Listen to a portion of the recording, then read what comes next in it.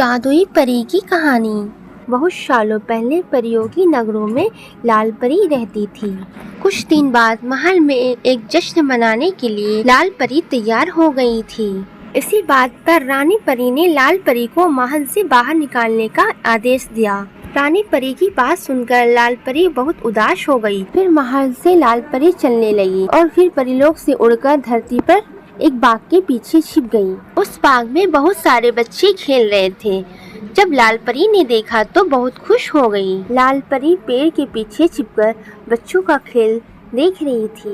बच्चों को हंसता खेलता देखकर लाल परी भी अपना दुख सारा भूल गई और वह बहुत खुश हो गई। तभी बाग में खेल रही सीता नाम की लड़की वो परी को बाग में छुपकर देख रही थी। उस लड़की की नजर परी की सुनहरी लाल पंखों पर पड़ गई और वह पंखों को देखती रही। सीता मन में सोचती है कि ये शायद कोई फल है और वह उसे लेने के लिए परी के पास जाने लगी। सीता को लगा कि ये कोई फल है और वह परी के पास जा पहुंची। सीता ने जब लाल परी को देखी तो बहुत चौंक गई और फिर सीता खुशी के मारे चिल्लाने लगी और वह बोलने लगी कि वाह वाह। खुशी की चीख सुनकर बाग में खेल रहे सभी बच्चे परी के पास आ गए। वह परी बहुत ही खूबसूरत दिख रही थी। सुंदर परी ने लाल रंग के कपड़े और सुनहरे पंख लगे हुए थे। लाल परी के पंख भी लाल थे और उसके सर पर चमकता हुआ सुनहरा ताज भी पहनी हुई थी। लाल परी बहुत ही सुंदर और खूबसूरत दिख रही थी। वह दिखने में एक जादुई परी जैसी लग रही थी। वह बच्चों को अपने बारे में परिचय दिया और बताया कि मैं एक लाल परी हूँ। ये बात सुनते ही सभी बच्चे बहुत खुश हो गए। बच्चों ने अपनी दादी से कहानी सुनी थी कि लाल परी सभी इच्छा को पूरी करती है और वो जो कहती है वही करती है। इसी वजह से सारे बच्चे ने लाल परी को देखकर बहुत खुश हुए और बहुत ही हंसने लगे और बहुत झूम झूम कर नाचने लगे और लाल परी को अपनी इच्छाएं बताने लगे। तभी पिंटू की इच्छा सुनने के बाद लाल परी ने अपनी जादुई छड़ी को घुमाई और फिर पिंटू हवा में सैर करते हुए वापस जमीन पर आ गया। और फिर लाल परी ने अपनी जादुई छड़ी को घुमाया और सीता के हाथ में एक रसीला और ताजा आम सीता के हाथ में आ गया और वह देखकर सीता बहुत खुश हुई। इसके बाद लाल परी ने फिर अपनी जादुई छड़ी को घुमाई और बाग में जितने भी फूल थे सारे फूल खिलखिलाने लगे और चमकने लगे और सारे फूल रोशनी से जगमगाने लगे।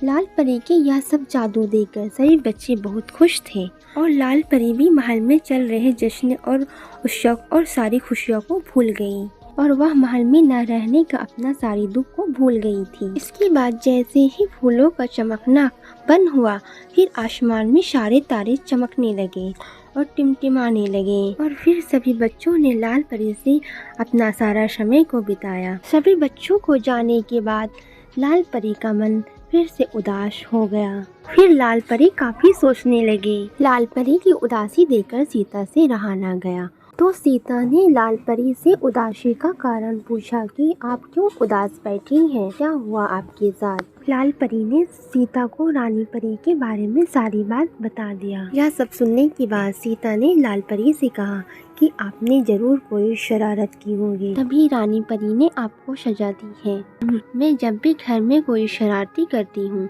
तो मेरी मम्मी मुझे सजा देती है, इसलिए आपसे भी कोई गलती हुई है, इसलिए आपको रानी परी ने आपको सजा दी है। इस पर लाल परी ने कही नहीं नहीं, मैंने कोई ऐसी शरारत या गलती नहीं की हूँ, फिर भी मुझे रानी परी ने मुझे सजा दी है। लाल परी की यह बात सुनकर सीता हंसते हुए लाल परी से कही आपने कुछ तो शरारत की होगी तभी रानी परी ने आपको सजा दी है। फिर लाल परी ने अपनी नजरों को नीचे करते हुए सीता से कही हाँ, मैंने एक शरारत की थी।